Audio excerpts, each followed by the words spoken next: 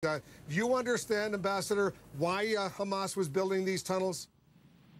Wolf, you asked me this question earlier, and I told you when people are blockaded and besieged, they can't move freely like human beings between one point to another. They are besieged in the Gaza Strip.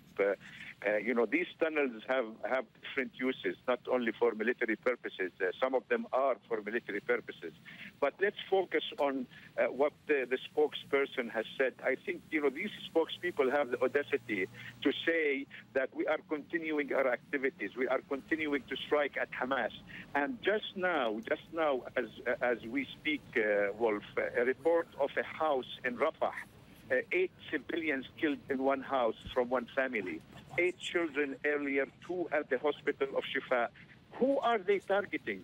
The question should be directed to the Israeli government. Who are they really targeting? If all these pictures keep coming from Gaza, the dead civilians, the wounded children, they want to convince us and convince the rest of the world that they are really targeting any militants or any fighters.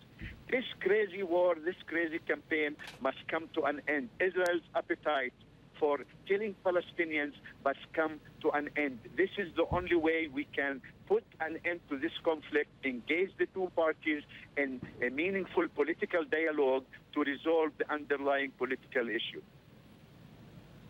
Mona Erekat, you're looking at the live picture. I don't know if you can see them, but the live pictures out of Gaza City right now. Carl Penhall was telling us what's going on. These Israeli flares over the city, illuminating the city, although it looks like a large part of Gaza City has lost power right now, because certainly on the ground it's a lot darker now than it was an hour or so ago. How close would you say, and you're very well aware of what's going on, the parties are to what the U.S., the UN, and so many others would like to see, some sort of humanitarian pause, a ceasefire? Is that at all realistic anytime soon?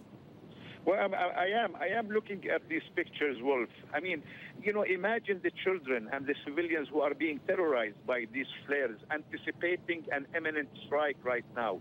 They are inside their homes. They don't know when the next missile is going to hit their homes or their buildings. They don't know who the Israelis are targeting.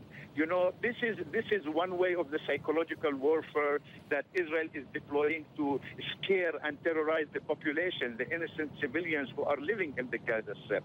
As for the political initiative, I understand that Palestinian President Mahmoud Abbas has been in touch with various Palestinian factions. They are still working on putting together a delegation that will be going to Cairo, Egypt very soon, given that guarantees will be provided for their safe passage going to Egypt. I think the Israelis must understand that the more they inflict on the Palestinian side, the more the Palestinians will be united. They are not going to be able to convince any single Palestinian that this war is not directed at their very existence, it is directed at their safety, at their own security. And the Palestinians today stand united. This war that Israel is waging against innocent civilians must stop immediately, and they should heed the calls of the United States, the international community, and they should put aside their domestic agenda. Enough playing with the Palestinian innocent life as a domestic agenda to outbid and outstage each other in Israel. So, Ambassador Erekat, what I hear you saying is that this war that's been going on now for almost 3 weeks or so has brought Hamas and the Palestinian Authority closer together rather than separating them. Is that your conclusion? It brought the Palestinian people together. Of course, these are innocent Palestinians who are being killed.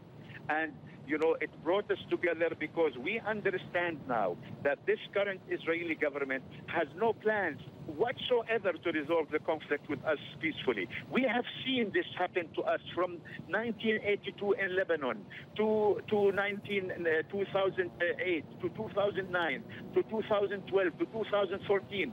This current Israeli government has no peace agenda. They don't want to engage the Palestinians in any political negotiations. That's why they undermined the efforts of Secretary Kerry in April when they reneged on their commitments. That's why they are embarking on this crazy campaign, because they want to destroy once and for all any political prospects for a solution between the Palestinians and the Israelis. They are telling the world clearly We are not interested in peace. We want to subjugate the Palestinians. We want to continue to occupy them by force. We don't want to see the Palestinians free and independent. And they know before we do that this is something that the Palestinian people will never accept.